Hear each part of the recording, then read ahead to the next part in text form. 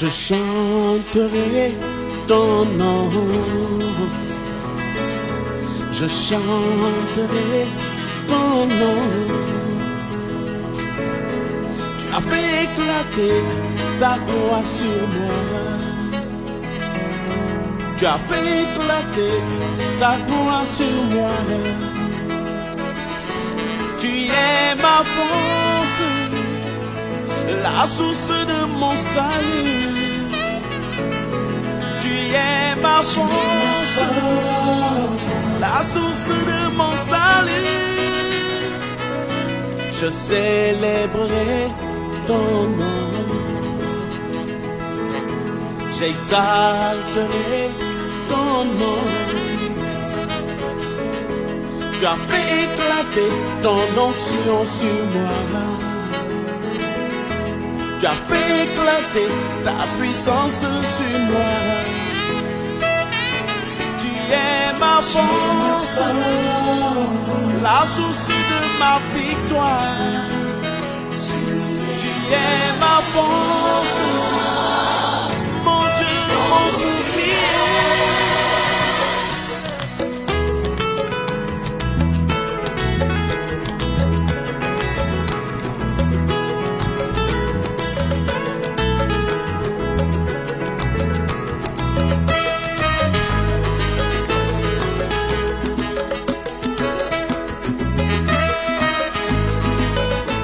Bonsoir frères et sœurs en Christ, bonsoir chers amis internautes, que la grâce de Dieu repose pleinement sur vous et que le Tout-Puissant continue de vous assister véritablement dans tout ce que vous faites.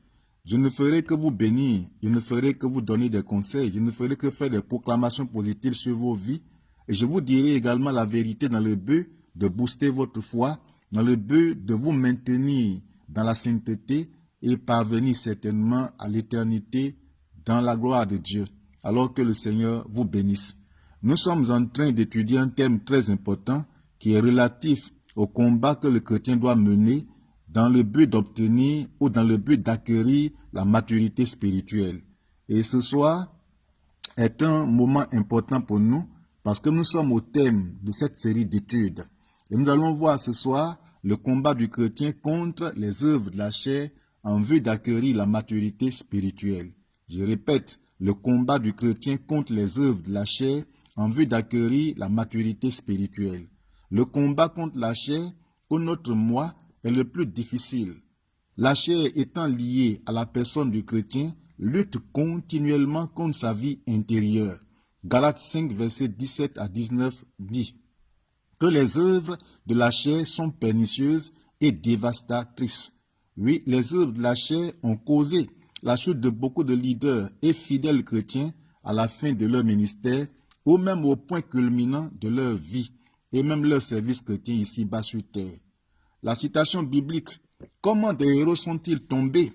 est un cri toujours présent de l'Esprit de Dieu. Dans le récit du cantique funèbre de David pour Saül et Jonathan, dans 2 Samuel 1, 17 à 27, à 3 reprises, David s'écrie « Comment des héros sont-ils tombés ?» David décrit ici les héros au début de leur vie et de leur ministère comme étant d'abord l'élite d'Israël, des héros aimables et chéris, plus légers que les aigles, capables de revêtir les autres de camoisie, capables de mettre des ornements sur les autres. Combien d'hommes de Dieu ont débuté de cette façon? Beaucoup de serviteurs de Dieu ont été beaux à la vue de Dieu et du peuple au début de leur ministère. Oui, beaucoup de chrétiens également ont été beaux. Ils ont été également merveilleux, agréables dès le début de leur conversion. Nombre d'entre eux étaient puissants et forts dans le Seigneur. Effectivement, il y en a qui étaient forts, il y en a qui étaient puissants, il y en a qui étaient charismatiques. Vous avez certainement connu des hommes de Dieu charismatiques, des docteurs, des prophètes, des pasteurs, des apôtres, qui étaient vraiment de grands hommes de Dieu. Vous avez connu également des chrétiens qui étaient des ouvriers engagés, des auxiliaires des pasteurs consacrés à Dieu et qui étaient tout le temps à l'église. On les appelait même enfants du temple, ou bien enfants de l'église. et qui étaient vraiment des gens engagés qui servaient le Seigneur. Cependant, malheureusement, beaucoup de leurs grands exploits se sont terminés dans la ruine et la honte. Pourquoi? Parce qu'ils n'ont pas abandonné, ils n'ont pas abandonné malheureusement les œuvres de la chair. Oui, les œuvres de la chair. Pour mieux comprendre, pour mieux vous aider ce soir, je voudrais révéler quelques personnages bibliques qui ont bien débuté, mais qui ont terminé de façon tragique leur vie. Cette liste montrera d'abord leur bon début, c'est-à-dire leur bon départ, comment ils ont commencé, comme toi et moi, comment ils ont accepté le Seigneur, ou bien comment ils ont été établis, ou bien comment ils ont été oints par le Seigneur. Parce que nul ne vient au Seigneur sans qu'il n'ait été appelé par le Seigneur. Nul ne devient roi sans qu'il n'ait été oint par le Seigneur. Nul ne devient roi et président sans qu'il n'ait été élu par le Seigneur. Et également, vous connaîtrez leur nom. Et vous connaîtrez également leurs péchés, ou alors les œuvres de la chair dans leurs membres, et leur fin tragique. Nous allons aborder la première personne dont le nom était Saül. Saül a eu un très bon départ. Lorsque vous lisez 1 Samuel 10, le chapitre 10, il était un roi oint, il était un roi puissant, il était un roi fort, il était un valeureux guerrier, il était un bon leader, il était humble de cœur. Mais quelques années plus tard, lorsque Dieu a choisi Saül, alors Saül va commencer à dépendre de lui-même, ou alors à compter sur autre chose que Dieu. Alors Saül, son péché, ou alors les œuvres de la chair dans la vie de Saül, c'était un esprit indépendant. Oui, l'esprit d'indépendance. C'est pas mauvais humainement d'être indépendant, c'est-à-dire on peut lutter pour être indépendant sur le plan financier, on peut être indépendant sur le plan social, mais le cas de David, c'est une indépendance l'emmenant à quitter la main de Dieu, à abandonner Dieu, à compter sur ses propres forces, à compter sur son intellect, et sans toutefois regarder à Dieu, sans toutefois compter sur la grâce de Dieu. Saül avait un esprit indépendant. Vous allez voir que Dieu va l'envoyer en mission, va y détruire Amalek. Il faut faire passer au tranchant de l'épée tout Amalek. Il faut les dévouer par interdit. Et Saül s'en va, et arrivé là-bas, puisqu'il était quelqu'un qui était indépendant, alors il va combattre contre Amalek comme Dieu le lui a dit. Mais il va épargner le roi Agag, le roi d'Amalek. Il va épargner également des veaux gras. Il va les emmener en Israël, chose que Dieu n'a pas aimée. Et vous allez voir que toute sa vie, il a posé beaucoup d'actions, l'emmenant à comprendre clairement qu'il était quelqu'un indépendant. Et lorsque le chrétien est indépendant, il n'écoute personne. Lorsque le chrétien est indépendant, il ne se soumet à personne, il n'écoute pas la voix de Dieu. Il dépend de lui-même, il compte sur son intellect, il fait ce qu'il veut. Il se déplace sans informer qui que ce soit. Il fait des projets sans consulter Dieu. Il voyage sans consulter Dieu. Il entreprend les choses sans consulter Dieu. Pourquoi? Parce que simplement, il est indépendant. La fin tragique de Saül se trouve dans 1 Samuel 31. Alors, qu'est-ce que Dieu a fait? Qu'est-ce qui lui est arrivé concrètement? Il fut dépouillé de son royaume. Il essaya de tuer David, le jeune roi oint qui émergeait déjà et qui était revêtu de la gloire de Dieu. Saül essaya de tuer David. Qu'est-ce qui arriva encore à Saül? Il consulta une magicienne. Il fut déloyal envers son propre fils Jonathan. Et qu'est-ce qui lui arriva enfin? Saül se suicida. Vous voyez, donc l'esprit indépendant l'a amené finalement à abandonner Dieu. Dieu l'a désapprouvé, Dieu a enlevé la main sur lui et la royauté lui a été enlevée et a été donnée en fin de compte à David. David est le deuxième homme de Dieu qui a aussi bien commencé et qui malheureusement, les œuvres de la chair qu'il n'a pas détruites dans sa vie ont été un piège pernicieux contre lui-même, sa propre vie, et ont détruit non seulement sa vie, sa famille et même sa royauté. Dans 1 Samuel 17, le roi David était oint, donc il a été oint par la main de Dieu à travers Samuel. Il était un guerrier puissant. On a vu David en guerre, on l'a vu en train de terrasser Goliath, on l'a vu combattre les Philistins, on l'a vu former une armée puissante devant laquelle lui-même se trouvait. David était un musicien du Seigneur. Oui, il était un musicien du Seigneur. Il y a des musiciens païens du diable, il y a des musiciens du Seigneur. David louait Dieu, il glorifiait Dieu. David était un homme fidèle et un homme loyal. David était un grand leader. Oui, un grand leader. On l'a vu en train de réunifier tout le royaume. On l'a vu en train de conduire Israël. On l'a vu en train de combattre. On l'a vu en train de poser des actions dans le but de développer le pays. David était un grand leader. Alors, quelles étaient les œuvres de la chair dans la vie de David? La convoitise de la chair caractérisait la vie de David. On a vu David restant à la maison dans l'oisiveté, n'allant pas au front, n'allant pas en campagne. Il est resté à la maison, sur le toit de sa maison, enfin sur la terrasse de sa maison, d'où il aperçut une jeune femme qui se baignait.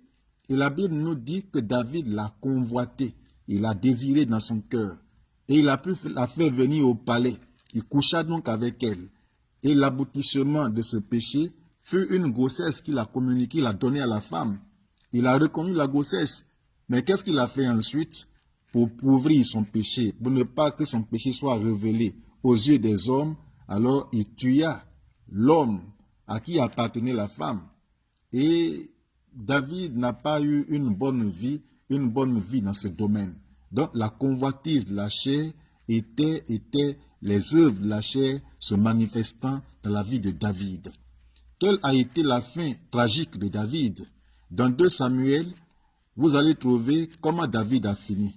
Et le psaume 32 et 51 nous révèlent également comment David a terminé sa vie. Il a été déloyal envers ses hommes. Il a commis l'adultère. Il a commis un meurtre. Et il a amené un jugement sur sa propre maison.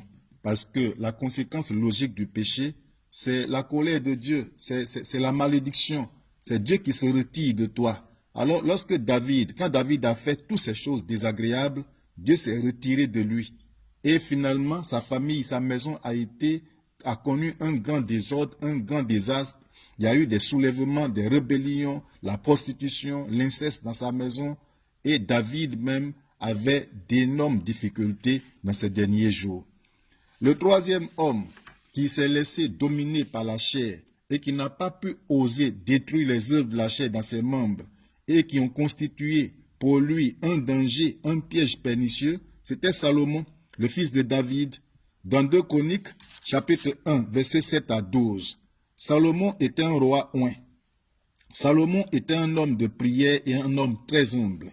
Salomon était un bâtisseur de temples. Oui, ne perdez pas de vue, il était bâtisseur de temples. Pour dire qu'on peut faire des exploits avec Dieu, on peut construire des temples, construire des maisons pastorales, aménager les lieux de culte à la gloire de Dieu, aménager le bureau pastoral. On peut être un chrétien engagé à l'église, un donateur. On peut être quelqu'un qui investit dans l'évangélisation. On peut être quelqu'un qui prie, qui jeûne et qui apparemment est vraiment humble à l'église. Salomon avait toutes ces qualités. Il était un bâtisseur de temples. Il avait le plus grand royaume. Salomon avait également le plus grand trône. C'est Dieu même qui a dit ça. Salomon avait également une grande sagesse. Salomon avait la plus grande richesse. Salomon était auteur de 3000 proverbes. Il était également auteur de 10 500 chants et cantiques. Vous voyez, c'était un homme pétri d'onction, un homme rempli de sagesse, un homme de prière, un homme déterminé, un homme qui aimait Dieu. C'est ce Salomon-là qui, dans sa jeunesse, a dit à Dieu, je ne veux pas l'or, ni l'argent, ni la protection, mais tout ce que je veux là, c'est la sagesse divine. C'est ton esprit en moi. Une manière de dire, prends possession de ma vie pour me permettre de bien gérer, pour me permettre de bien gouverner, pour me permettre de bien régner. Et Dieu, ayant vu en Salomon cette sagesse ou alors cette intelligence, a donné tout ce que Salomon n'a pas demandé et lui a donné également ce qu'il a demandé. Donc Dieu avait la main, Dieu avait donné à l'époque à Salomon une onction particulière. Alors qu'est-ce qui a détruit Salomon? Les œuvres de la chair, les convoitises de la chair, l'orgueil, l'avarice, les fausses valeurs, la confiance en soi. Il avait vraiment beaucoup de problèmes. Et vous allez voir que dans sa vie, il va mener une vie de prostitution véritable. un seul homme qui va marier 300 femmes et qui va avoir à son acquis combien de concubines? 700 concubines. Donc lui seul, il avait 1000 femmes. Et je ne sais pas comment il s'arrangeait avec ces 1000 femmes, mais Salomon avait 1000 femmes. Donc c'était quelqu'un qui menait une vie de débauche, une vie de prostitution, une vie d'immoralité qui ne dit pas son nom. Mais quelle a été la fin de Salomon? Dans 1 Roi 11, vous allez y voir des choses importantes. Ecclésiaste 1 nous parle de la fin de Salomon. Et comment il a fini? Il a détourné son cœur loin de Dieu. Donc quelqu'un qui a été appelé par Dieu, qui a fait une alliance liée avec Dieu, il a détourné son cœur loin de Dieu. Il est devenu idolâtre. Donc les multitudes de femmes qu'il a prises de gauche à droite dans les nations, avec des rois, des princesses qu'il a mariées de gauche à droite, ont été un piège pour lui. Parce que finalement, chacune est venue avec son Dieu ou ses dieux. Et lui ont imposé, même ont imposé à la nation des dieux étrangers qui n'avaient rien à voir avec le vrai Dieu. Salomon était finalement ennuyé par une vaine philosophie. Il était ennuyé par une vaine philosophie. Il a péché devant le Seigneur. Oui, il a péché devant le Seigneur. Il s'est livré à des abominations qui ne disent pas leur nom. Il s'est livré à la prostitution. Il a péché devant le Seigneur. Son royaume lui a été enlevé. Non, il a perdu son royaume. Son royaume lui a été enlevé. Il a cherché à tuer Jéroboam. Et finalement, Salomon a écrit un livre qui est l'Ecclésiaste, qui parle de vanité. Vanité des vanités, tout est vanité. Donc Salomon a mal fini également sa vie. Pourquoi? Parce qu'il y avait dans ses membres les œuvres de la chair. Il y a quelqu'un qui était aussi serviteur de Dieu. Il y a eu Samson, il y a eu Gédéon. Tout cela ont eu des parcours, très bons parcours au départ. Mais malheureusement, les œuvres de la chair étant dans leurs membres, les ont disqualifiés. Et je vais finir par rapport à quelques citations, c'est-à-dire à ces hommes de Dieu. Je finis par Lucifer. Lucifer aussi était serviteur de Dieu. Et la Bible nous dit que Lucifer, dans Ézéchiel 28, Ésaïe 14, 12 à 20, Lucifer était plein de beauté. Il était vraiment d'une beauté extraordinaire. Il était parfait. Il mettait le sceau à la perfection. Il était un chérubin protecteur, un chérubin oint par Dieu. Et c'est Lucifer qui couvrait le trône de Dieu. Il était un leader du chant et il était un musicien au ciel. Donc il n'était pas un musicien sur la terre, mais un musicien au ciel. Il travaillait directement devant le trône de Dieu et il mettait le sceau à la perfection. Il était en quelque sorte un leader qui coordonnait tous les anges au ciel. Donc il avait des vêtements précieux, des vêtements somptueux, une démarche particulière, une gloire particulière qui le distinguait des autres. Et les autres anges le reconnaissaient comme étant au-dessus d'eux. Et ils le respectaient, ils l'honoraient. Pourquoi? Parce que Lucifer était devant le trône de Dieu. Mais qu'est-ce qui a tué, qu'est-ce qui a détruit Lucifer? La convoitise pour l'orgueil et la puissance. La convoitise pour l'orgueil et la puissance. Il voulait s'égaler à Dieu. Le trône qui le séparait de Dieu, il voulait lui-même là occuper le trône. Alors qu'est-ce qu'il va faire? Poussé par cet orgueil, par cette convoitise, il va créer un deuxième parti. Il va faire son parti au ciel. Donc c'est Lucifer qui a créé le multipartisme. Il va corrompre plusieurs anges. Mais quelle a été sa fin? Apocalypse 12, verset 9, Apocalypse 20, verset 2, verset 3, verset 10, nous parle un peu de la chute de Lucifer. La Bible nous dit que cieux et habitants des cieux, réjouissez-vous, mais malheur à la terre et à la mer, car le diable est descendu vers vous animé d'une grande colère, sachant qu'il lui laisse peu de temps. Donc, de Lucifer qu'il était, du chérubin protecteur qu'il était, et il y a eu une conversion, je dirais, vraiment très tragique, parce que sa rébellion l'a emmené à la chute. Il y a eu effectivement une guerre au ciel, mais il a été vaincu, il a été précipité.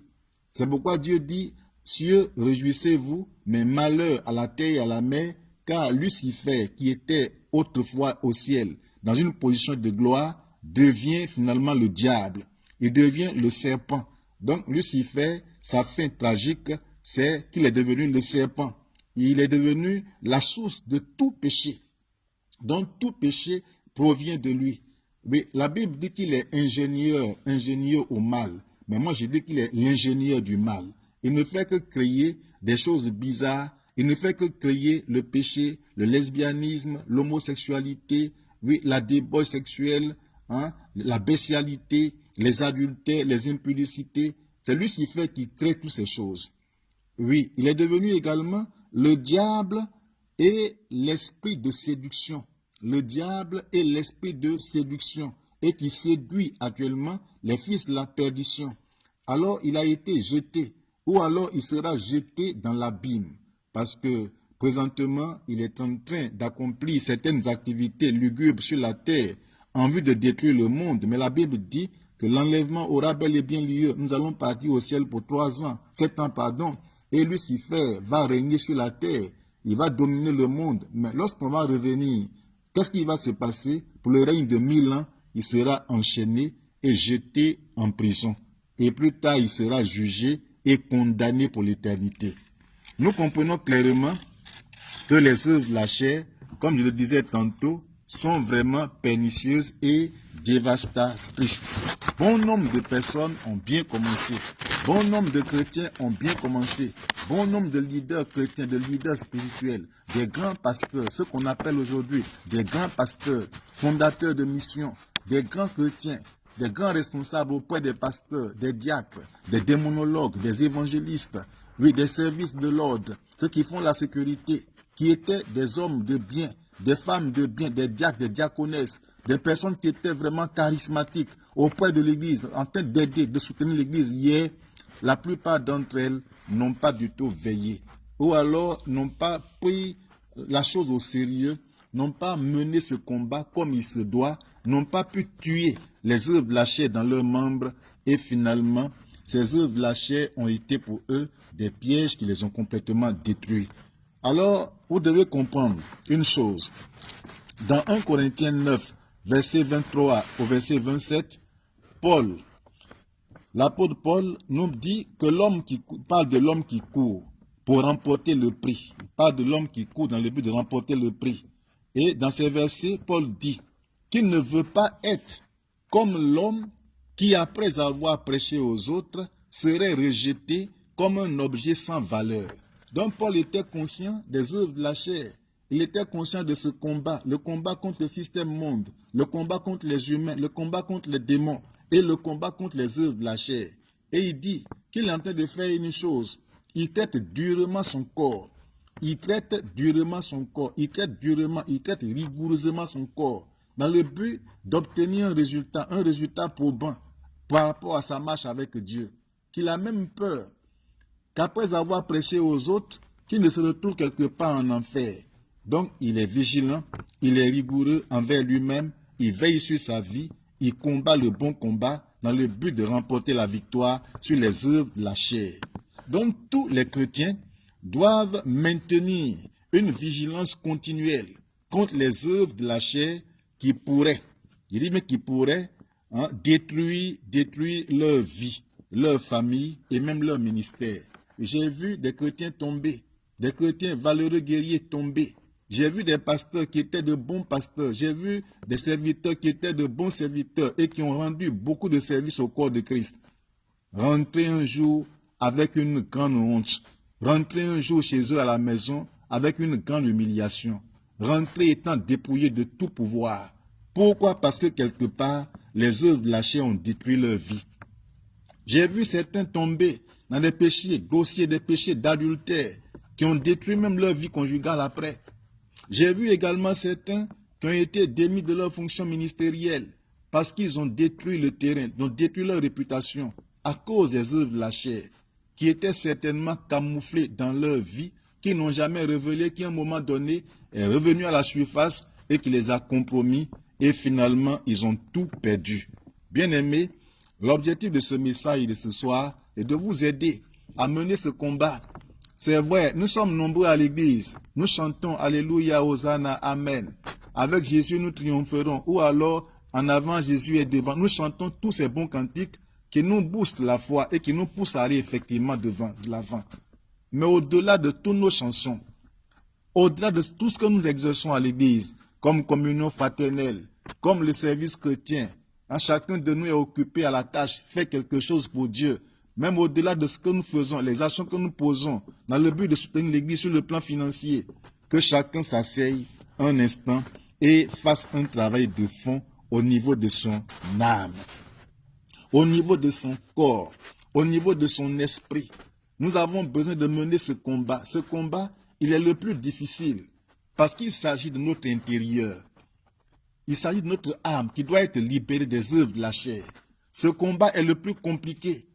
Il n'a rien à voir avec le combat contre les démons. Les démons sont déjà vaincus. Jésus les a vaincus il y a longtemps. Mais ton caractère, il constitue pour toi une forteresse que tu dois attaquer absolument. Parce que tant que tu ne l'as pas détruit, il peut te causer d'énormes problèmes. On peut même t'élever, toi qui es chrétien, on peut t'élever dans une entreprise, te mettre au sommet. Mais les œuvres de la chair en toi vont te rabaisser, t'humilier et te mettre encore à un bas niveau. Tu peux être une belle femme ce soir parmi nous, ou bien en train d'écouter la parole de Dieu. Quelqu'un peut venir vers toi et te marier parce que tu es la beauté. Il peut t'apprécier par rapport à ton apparence. Mais étant dans le foyer, les œuvres de la chair dans tes membres vont te rabaisser, tu peux perdre ton foyer. Tu peux être un grand pasteur qui m'écoute aujourd'hui, ou bien un homme de Dieu qui vient de commencer le ministère. Tu es charismatique, tu es vraiment engagé. Mais si tu ne veilles sur ta vie, les œuvres de la chair dans tes membres, ça peut être la convoitise, ça peut être l'orgueil de la vie, ça peut être l'amour de l'argent, ça peut être l'amour du monde, peuvent te rabaisser en un clin d'œil. Je crois que ce combat, il est le véritable combat que nous devons mener. Et il devrait même être le premier combat avant même de vaincre les démons, avant de vaincre le système monde, avant de vaincre certaines choses que nous voyons autour de nous. Nous devions vaincre normalement les œuvres de la chair avant de nous en prendre à quoi que ce soit. Alors, comment vaincre la chair? Pour vaincre la chair, il faut renoncer à soi-même. Oui, il faut renoncer à soi-même. Il faut se renier soi-même. C'est important. Peut-être que c'est des mots qui sont forts. Paul dit dans Galates 2, verset 20, que j'ai été crucifié, moi Paul, et si je vis désormais, ce n'est plus moi-même qui vis, mais c'est Christ qui vit en moi. J'ai été crucifié, et si je vis, ce n'est plus moi-même qui vis, mais c'est Christ qui vit en moi. Paul parle là de lui-même sa crucifixion. J'ai été crucifié, si je vis, ce n'est plus moi-même qui vis, mais c'est Christ qui vit en moi. Ce Paul va dire plus tard, soyez mes imitateurs. Moi, Paul, soyez mes imitateurs comme je le suis moi-même de Christ. Paul avait dans ses membres des œuvres de la chair.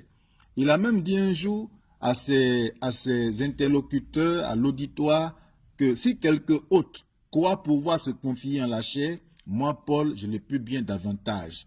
Pourquoi? Parce que j'étais charnel. Je suis hébreu, né d'hébreu, circoncis le 8e jour, pour se valoriser. Et il a dit, je suis de la tribu de Benjamin. Lorsque Moïse a partagé les terres à l'époque à Israël, la tribu de Benjamin a reçu la grande partie. Et Paul montre là à tous ses interlocuteurs qu'il est de la tribu de Benjamin. Donc c'est aussi de l'orgueil, pour dire comme quelqu'un qui dit, vous ne connaissez pas ma femme, je suis de telle famille, moi, en se tapant la poitrine. Pour dire qu'il était orgueilleux, lui Paul. Il avait les moyens, ou bien il vient d'une famille noble, une famille riche, une tribu noble en Israël. Il dit également qu'il était pharisien. Donc, quelque part, quelqu'un qui était un enseignant d'un niveau élevé, un enseignant d'un niveau charisme, un enseignant d'une certaine dimension, qui a enseigné les docteurs de la loi. Mais qu'est-ce qu'il va dire? Il a dit, mais des choses qui étaient pour moi comme des gains, je les considère aujourd'hui comme la boue à cause de l'excellence de la connaissance de Christ. Quelque part, nous voyons là quelqu'un qui était à un certain niveau dans la chair et dont la chair a été brisée. Quelqu'un qui était à un certain niveau de péché, d'orgueil, de mondanité, de fierté, d'arrogance, de méchanceté, de mépris des autres et qui s'est lui-même là volontairement rabaissé devant le Seigneur, c'est lui-même là humilié devant le Seigneur, a renoncé à lui-même. Il dit, des choses qui étaient pour moi comme des gains, je les considère comme de la boue aujourd'hui, moi Paul, à cause de l'excellence, de la connaissance de Christ. Nous comprenons bien cela.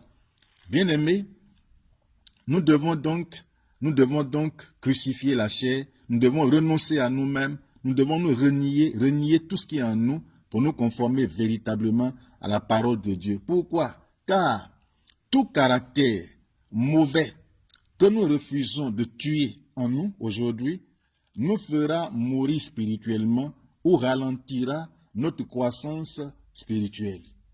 Vous voyez, tout ce que nous gardons en nous, que nous ne tuons pas maintenant, va nous faire mourir plus tard.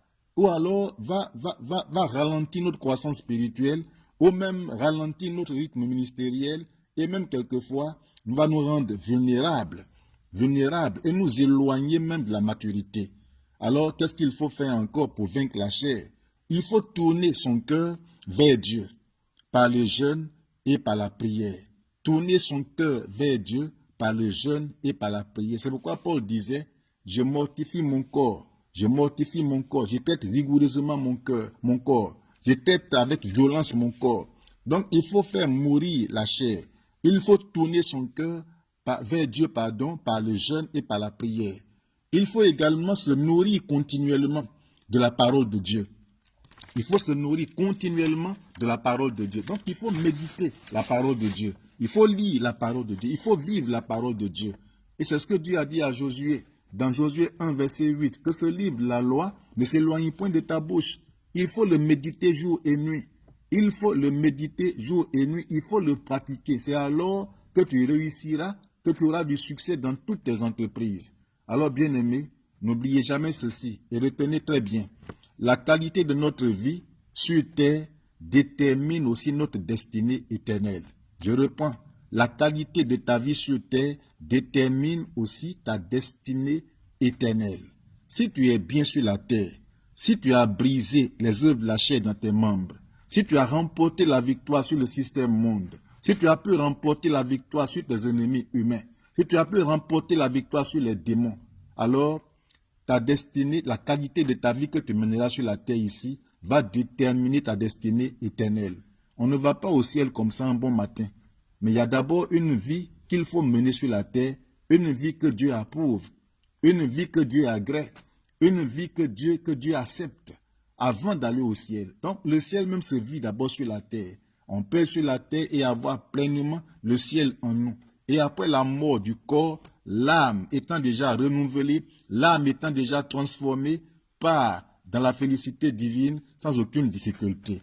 L'apôtre Paul a dit à Timothée, dans Timothée 2 Timothée 4, verset 7, j'ai combattu le bon combat. Oui, j'ai combattu le bon combat, j'ai achevé la course, j'ai gardé la foi.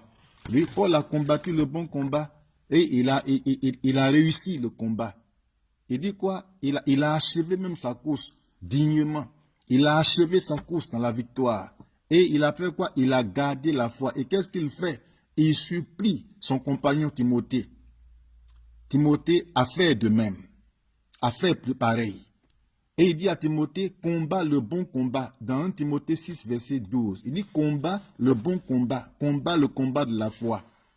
Donc vous aussi, bien-aimés, je voudrais que vous vous inscriviez résolument dans cette dynamique de combat pour acquérir la maturité spirituelle ici-bas. Que chacun s'inscrive. Oui, ce soir même résolument dans cette dynamique de combat spirituel dans le but de garder, de gagner, d'acquérir la maturité spirituelle. Car sans la maturité spirituelle, plusieurs vont avoir des comportements enfantins. Et dans l'église aujourd'hui, il y a des gens qui se comportent comme des enfants, toujours en colère, toujours en train de pécher, toujours en train de rétrograder, ils reviennent après, toujours ils sont découragés et ils sont tout le temps en train de murmurer, de se plaindre. Il n'y a aucune stabilité dans leur vie, ils ne sont pas engagés véritablement. Plusieurs sont encore dans la mondanité, dans les plaisirs du monde, ils sont encore liés à tout ce qui est attrayant, ils ne prennent jamais leur vie au sérieux. Pourquoi? Parce que la maturité n'est pas encore acquise. Alors, il y a un combat à mener pour acquérir la maturité. Alors, menez ce combat, menez-le à fond pour avoir la victoire. Si vous vous y engagez, vous y arriverez certainement par la grâce de Dieu. Alors que la grâce de Dieu vous bénisse et qu'il vous soutienne davantage.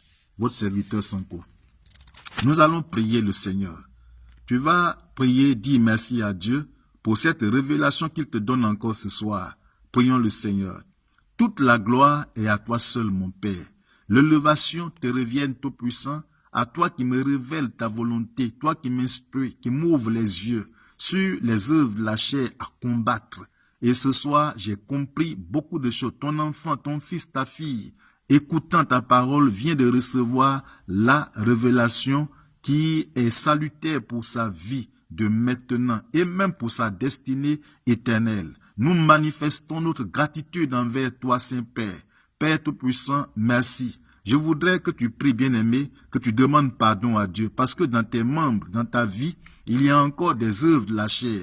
C'est vrai, tu as abandonné beaucoup de choses, mais il y a un péché qui est encore dans tes membres, qui est en train de détruire ta vie et qui te met en retard. Quelquefois, tu grandis, tu vas à un certain niveau spirituel, mais ce péché te ramène encore au pied de l'échelle. Tu vas demander pardon et te dépouiller dans un premier temps par une repentance sincère de ce péché afin d'acquérir la maturité spirituelle ce soir. Prions le Seigneur. Père, je te recommande mon frère, je te recommande ma sœur Tout-Puissant. Je prie afin que, Père éternel, tu portes tes regards sur toute sa vie. Ta parole déclare que si nous confessons nos péchés, tu es fidèle et tu es juste pour nous les pardonner et pour nous purifier de toute iniquité. C'est pourquoi, Père Tout-Puissant, je te recommande la vie de mon frère. Je te recommande, Père Tout-Puissant, la vie de ma sœur. Daigne-lui pardonner tous ses péchés. Daigne-lui pardonner toutes ses iniquités. Daigne-lui pardonner toutes ses faiblesses et manifeste pleinement et puissamment ta gloire dans toute sa vie.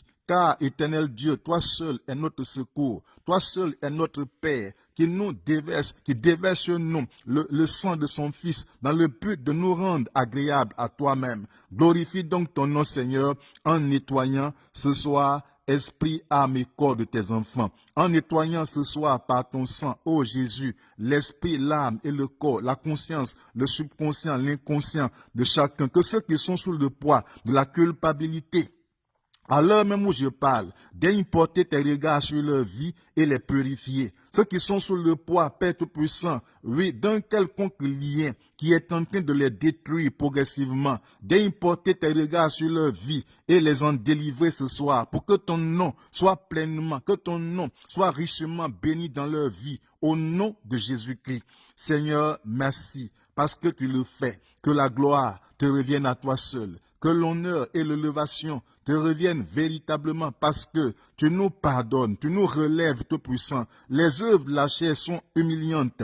Les œuvres de la chair, Père Tout-Puissant, font traîner, oui, le corps de Christ dans la boue. Les œuvres de la chair, Tout-Puissant, oui, Seigneur, salissent leur réputation. Les œuvres de la chair éternelle des armées détruisent leur vie conjugale, leur relation d'avec toi, leur vie ministérielle. Les œuvres de la chair, Père Tout-Puissant, les rabaissent, ô Seigneur, et rend d'eux et d'elles-mêmes, Père, les esclaves de Satan, et le diable se rit de leur vie. Ce n'est pas normal. C'est pourquoi, Père Tout-Puissant, merci de leur pardonner. Merci, Père, de les relever. Merci, Père Tout-Puissant, d'accepter à nouveau, de les rapprocher de toi, ou de t'approcher de leur vie au nom de Jésus-Christ. Bien-aimé, tu vas mettre ta main sur ton cœur. Là où se trouve son cœur, tu y mets ta main gauche. Et la main droite levée contre le deuxième ciel, tu vas détruire dans ta vie ce soir tout ce qui est œuvre de la chair. Chacun va dire, oui, je vais prier. Oui, par le discernement, certainement, ce qui est en toi, qui est négatif, qui est œuvre de la chair, va être identifié par ma prière. Mais toi-même, il faut prier et identifier, dire le nom de l'esprit, ou dis le nom de ce péché, de ce lien qui est encore en toi et qui étouffe ta vie et qui t'empêche vraiment de grandir dans la foi, de remporter des victoires. Prions le Seigneur. Je me revêts de la puissance de Dieu, dans la sainte colère de Dieu. Je viens contre vous et je vous combats par la parole. Quelle que soit l'influence que vous exercez sur la vie de mon frère, vous qui êtes encore assis confortablement dans son âme et qui le tourmentez, qui le manipulez, qui le rabaissez, qui l'humiliez, qui le honnissez, je viens contre vous ce soir. Convoitise de la chair, les impudicités, les adultères, la pornographie, oui, l'idolâtrie dans la vie de mon frère et de ma sœur. Je viens contre toi ce soir.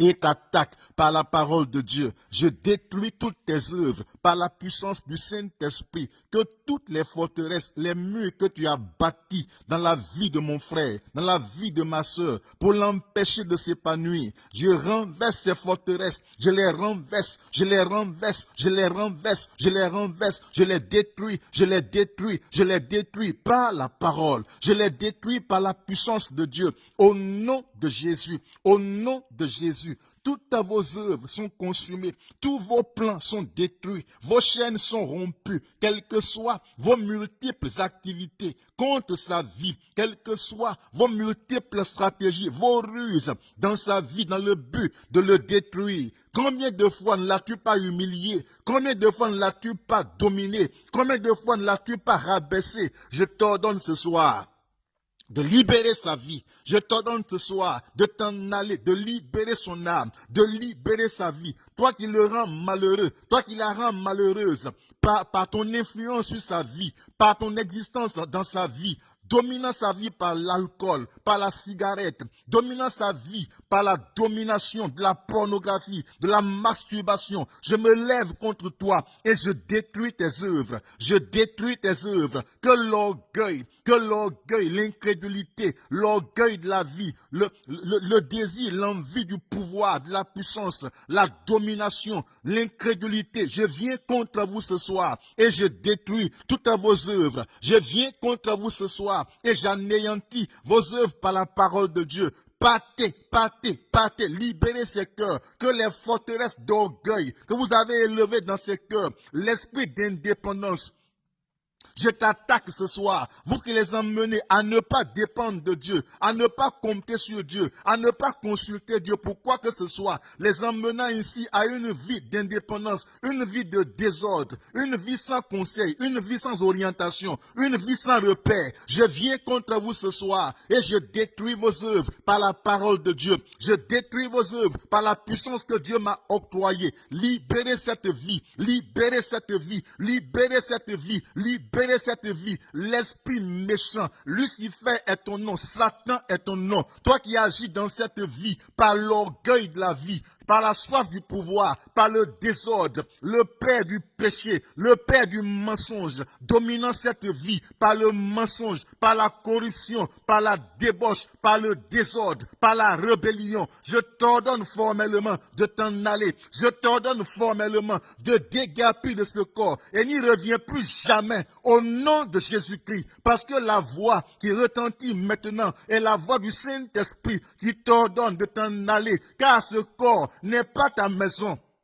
Ce corps n'est pas ton édifice. Je t'ordonne de le quitter. Tu n'es qu'un voleur, un brigand, un dominateur, un gangster. Je t'ordonne de libérer cette vie, de libérer cette vie, de libérer cette vie. Le péché est ton nom. Les œuvres de la chair sont vos noms. Je vous combats par la parole et je procède maintenant à un nettoyage systématique de la vie de mon frère, à un nettoyage systématique de la vie de ma sœur. Libérez même leur maison, libérez leur environnement, libérez leur maison, libérez leur environnement, libérez leur maison. La colère est ton nom, l'orgueil est ton nom, la haine est ton nom, la jalousie est ton nom, l'esprit impur qui dominait ces vies et qui les rendait vulnérables. Je viens contre vous ce matin et vous bombarde par la parole. Je viens contre vous ce matin et je fais de vous mon marchepied. Vos liens sont brisés. Partez au nom de Jésus-Christ. Ô Seigneur, manifeste-toi pleinement et puissamment dans la vie de toutes ces personnes qui sont en train de te suivre. Seigneur, répands ta grâce, répands ta gloire sur leur vie.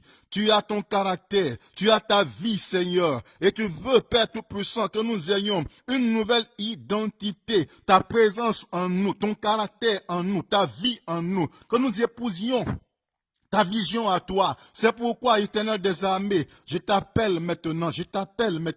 Seigneur, que ta présence vienne, que ta vie vienne, que ta vie descende ce soir dans la vie de mon frère, dans la vie de ma sœur. Il faut, par ton pouvoir, transformateur tout-puissant, transformer toutes ces vies, renouveler toutes ces vies, reformer toutes ces vies, restaurer toutes ces vies. Donne-leur, Père tout-puissant, leur raison d'être, un sens à leur vie, éternel des armées. Manifeste-toi, éternel Dieu. Plusieurs d'entre eux ont tout détruit sur leur passage par leur mauvais caractère. Oh Seigneur, s'ils pouvaient refaire leur vie, ils allaient, Père Tout-Puissant, tout reprendre encore, avant un nouveau départ. Mais malheureusement, ils ont gâché tout, éternel Dieu, par leur mauvais comportement. Mais tu es le réparateur, tu es le restaurateur. C'est pourquoi, Père, je crie à toi en leur faveur ce soir, pour que tu les relèves, pour que, Père, tu les élèves, pour que, Père, tu les reconstruises, et que, Père, tu leur donnes un caractère doux, un caractère qui est inspiré par que ta présence même prenne possession de leur vie et que des esprits mauvais du système monde, des esprits mauvais attaquant leur vie, dominant leur vie, les esprits du péché, les œuvres de la chair dans leurs membres, les détruisant, les rabaissant, les dominant, s'éloignent de leur vie pour que ta présence seule impacte leur vie et toute leur vie au nom de Jésus-Christ. Merci Saint-Esprit parce que c'est fait. Tu es fidèle à ta parole, éternel Dieu, et tu l'as toujours réalisé, tu l'as toujours accompli, confirmé, et croyant, Père Tout-Puissant, que le miracle vient de s'opérer encore, je te rends toute la gloire, tout l'honneur ce soir. Sois béni, sois élevé, au nom de Jésus, que tout le monde dit Amen. Alors, que la grâce de Dieu repose pleinement sur vous, que le Tout-Puissant vous soutienne davantage, demeurez ferme. Tout ce que Dieu demande de chacun de nous, c'est une vie chrétienne normale, une vie chrétienne véritable, une vie chrétienne disciplinée, une vie chrétienne sans péché, une vie chrétienne d'une certaine intimité avec notre Créateur. Alors que Dieu veille sur vous et à la semaine prochaine, soyez bénis. Mais je compte faire passer un message important d'ici le vendredi pour que nous puissions prier ensemble. Et je le ferai par la grâce de Dieu. Que Dieu vous bénisse. À bientôt. Merci. Votre serviteur, l'apôtre Sanko.